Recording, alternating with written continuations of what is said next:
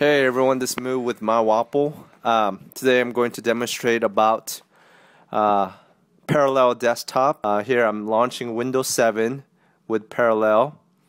I'm running it on the iMac, the top of the line iMac that I demonstrated, so it may be a little bit faster than other machines. So here's some interesting facts about the Parallel Desktop. It has 5 different views, and I'll go over briefly on what type of views there is and what it does. It runs like 40% faster than the previous version, which is the 5.0. It has the Mac OS X keyboard shortcuts built in within the Windows mode. Windows programs can actually be accessed by like an iPad device or iPhone device. So here I'm in the Windows mode actually using Parallel. I'm going to launch some programs here like this chess right here. And it launches just like as if I was in Windows. So I'm basically running Windows within the Mac as a software. So the question you might ask, does it slow down? Maybe you might say, would it lag? It can, depending on your machine speed. Here's a good classic solitaire. So like this machine has 16 gigs of RAM, so it doesn't really bother that. Here's the 5 modes. I'm going to go into the coherence mode. What this is basically, it kind of goes into ghost mode, and I'm in the Mac side, and I could access Windows by just clicking the Parallel Desktop, and I could just launch the same folder where I was. You just don't see the OS desktop. You just see the Mac, and you can run actual, programs within the Mac. So here's the advantage. You don't have to reboot. So while you're in Mac, you could just, turn on a Windows program and kind of work within it. So basically it saves you the boot up time, having to switch over to Windows again. It saves you a lot of time if you need something to get done real quick, and get something done quickly on the Windows side. I'm just typing here on the sticky notes, testing Parallels Desktop. Are you sure you want to delete this? Yes, I want to get rid of that. Okay, so I'm going to here the next mode, which is going to be full screen mode. So basically when I go into that, I'm going to see the entire Windows as if I booted to Windows.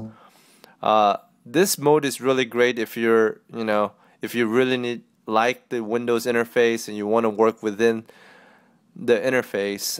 Here I'm just gonna boot up some stuff here. Let's go into programs or computer, and actually I'm going to show you how it actually shares the software I have on my Mac. This is a new feature which is really great because you don't have to buy another software for the Windows part. It just uses natively the applications you have on the Mac. So I'm launching Aperture here, and just launches right up in Windows mode. So it's pretty cool. So if you like the Windows mode and you're used to that setting, you could just work from that, and uses the application that's installed on Mac. So I'm going to launch a few other programs here. Let me see. Going to launch Final Cut Studio, and it just boots right up. And it boots up pretty fast because I have the top of the line.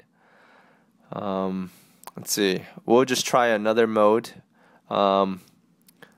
There's 2 or 3 more modes. Let's go into the modality mode. Basically, you're just having another Windows small, so it's not a big thing. It's kind of if you want to just have it on, you could do that. And let's go into the crystal mode. Basically, if you do the crystal mode, it leaves a little icon at the top right corner, and you can access that just another shortcut. There's just another way of accessing the parallel.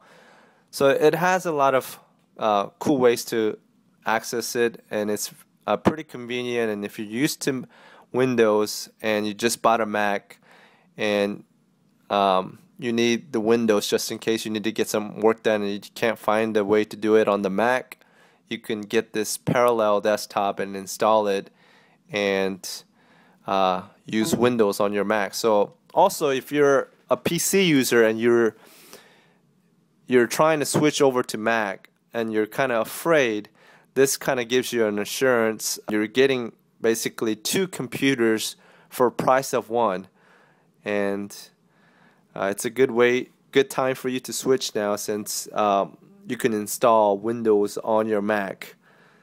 So yeah, if you have any questions or comments, you can send me an email at mywapple@gmail.com. That's mywapple@gmail.com.